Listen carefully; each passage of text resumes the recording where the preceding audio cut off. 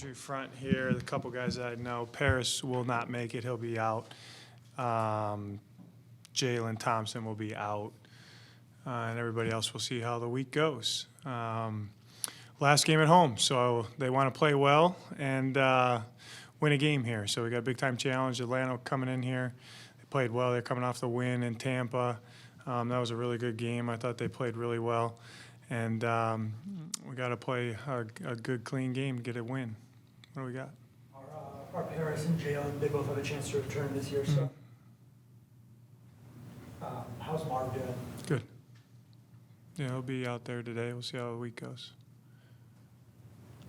With a guy like Robinson, you're always preparing to play good running attacks and good running games. Does he present any more difficulty? Not like this guy.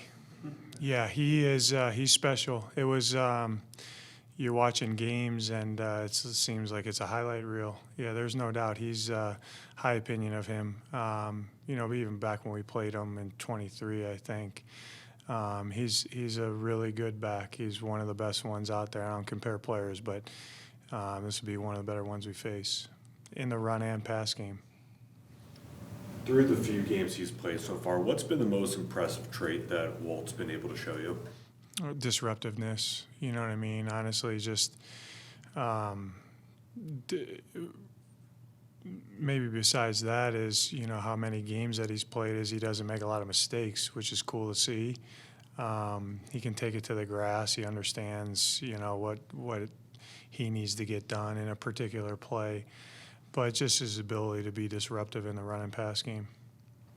What is that challenge of you've missed 3 weeks and now you're back on the field and you have to jump right back into it? It's hard, you know what I mean? I hate to say like rhythm of playing, but there's a rhythm of playing, that you get into and that, each week that you're building on, you can make adjustments, you can make tweaks, and you can kind of have some growth from that, where if you're not on the field, you kind of got to reset where you were, and then, it just slows down your growth process, how I would say it. But he's done a good job. He really has. How'd the guys come in today? Awesome. Ready to go, man. They're ready to go. Sun's up. They're smiling. They're excited about playing a football game. But you gotta go through the week of prep, and they're excited to play at home. You missed Kirk in Minnesota by a year, but Drew and Nick were there for part of his tenure with the Vikings. What can being in the same building, in the same room with a quarterback, or any player do when you're facing him later on? Like, obviously you watch the tape, you see what they can do, but what is knowing them? Like, what can the short answer would be ask those guys. You have some familiarity. It's a good question, Josh. Like, you have some familiarity with when you talk ball with people, you get to see, how they think about things, what they like, what they don't like, what affects them, what doesn't. Everybody's a little bit different with that.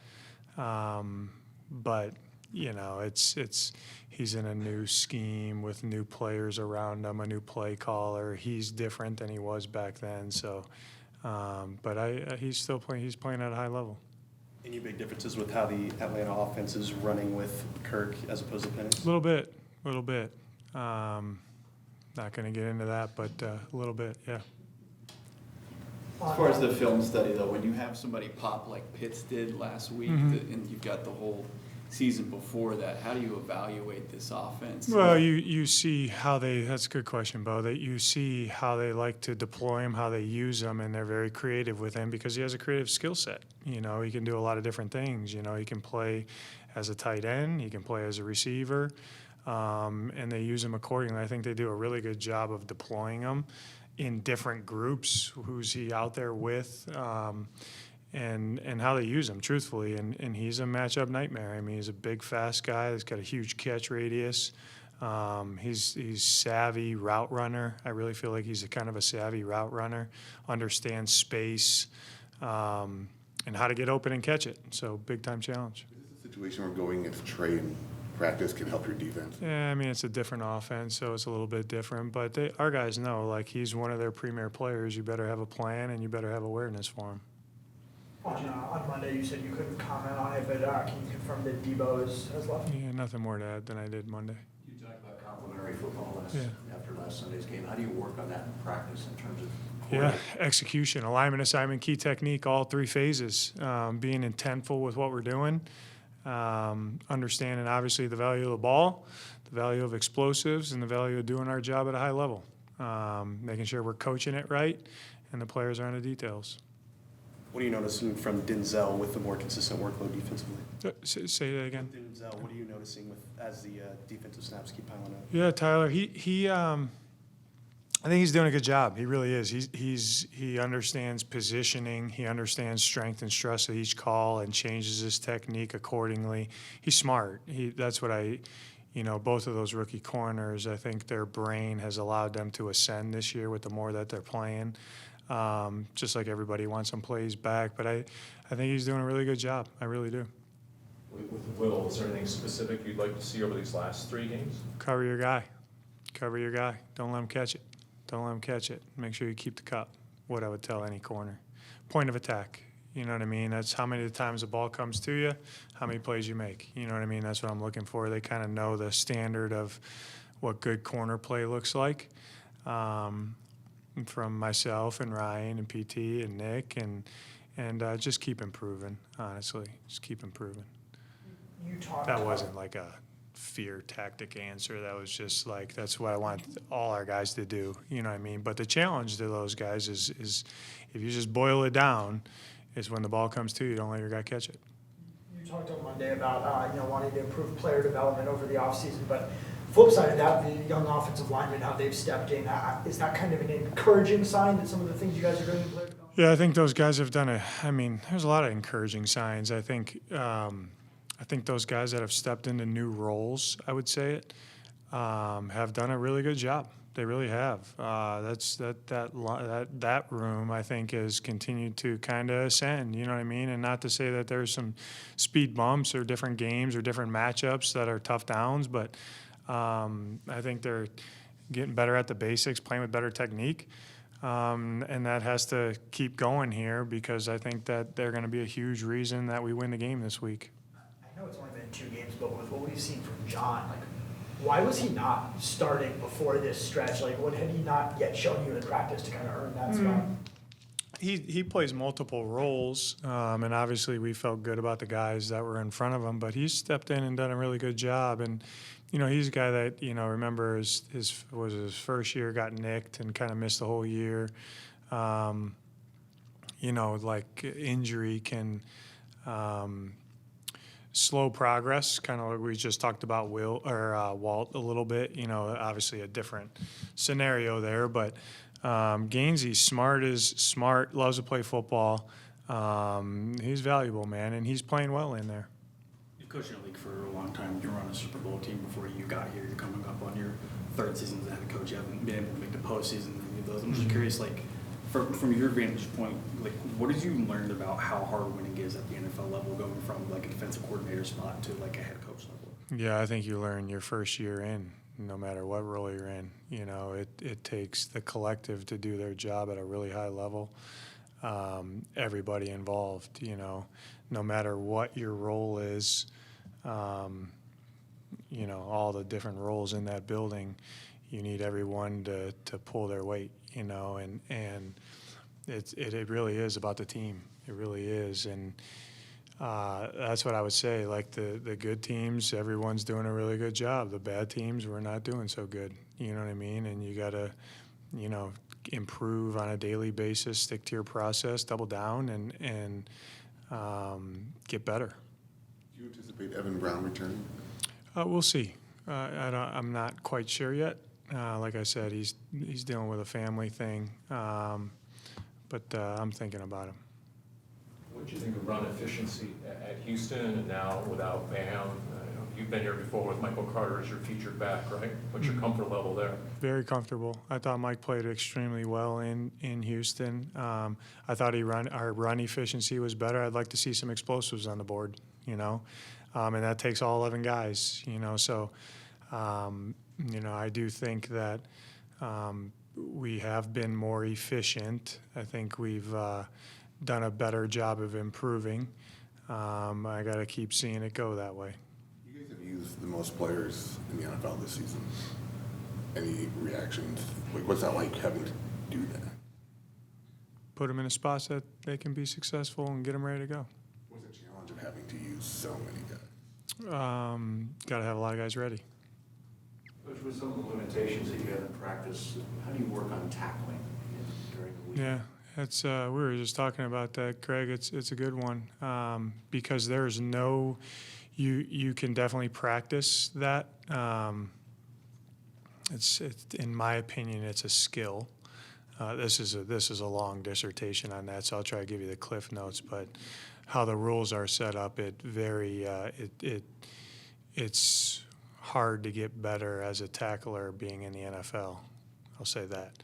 And I will say this, because we tackle every day, drill it in some way, shape, or form, right? Because that's one of the top skills of any defensive player. There's no drill you can do that can mimic a game. There's not. It's too chaotic of environment to drill it. So, a lot of ways that you can try to do it, but you just got to keep harping on the fundamentals, the details of it. We try to, obviously have language that we use that keeps it simple in their head. But yeah, I always think you got to tackle better, but it's hard. It's hard. Would you like to see that change? And the rules are the rules. But you can lobby them. They could be changed. Yeah, I'm not going to lobby for anything. I just play by the rules, you know what I mean? Well, why I say that is if you're talking about skill development, right? Now I'm going to go on a tangent now, but it would be like, hey, Scotty Scheffler, it's your off season. Don't hit a wedge. You know what I mean? So but like I said, it's set up how it's set up. That's fine. But to get better at a skill, you have to practice the skill. You practice skill. You can scale it. You can scale the tempo. You can scale how you do it. But to practice a skill, you need to practice the skill. And so it's just it's a conundrum I think all defensive guys face, and there's risk reward to trying to practice it with it, however you set things up. But you definitely have to be a good tackling defense, play good defense. This is clearly the fallout of rule changes that happened. I don't know that. There's a lot of positives too. We spend so much time on task to that question, Craig. That's why I'm passionate about it. And it's a really good question, and it's a topic that every year people are talking about. You know what I mean? Head coaches, defensive coaches, this and that, and a lot of people think you can't practice it. You better just acquire people that can tackle because you ain't going to help them at all. You know what I mean? That's a thought process too. Teach their own. You know what I mean? But it's a challenge. Has Budda's That was a long-winded response to that, huh, Bo? Sorry, I took up too much of your time. The battery's going to die. Say it again, Taylor. Budda's the injury that he has impacted his tackling at all this year? Yeah, when you got a cast on yourself, you can't grab up people. But no, somebody was talking about he's hard on himself. I think he missed one or two the other week. The thing about Budda is there's times where, I don't know how they do those stats, but we were talking about this, he shouldn't even be near the ball, and he's near the ball in a chaotic environment in a weird position that they might count that as a missed tackle as he's, throwing at a guy, but he shouldn't even be in that position to make the tackle, truthfully. So I look more at open field things, which are hard tackles, especially against this guy that we're playing. I look in the core. Can we make tackles in the core? Are we taking the right track? Are we targeting the right things? Are we playing with the right technique? Do we have our head up for safety? There's a lot of things that go into that.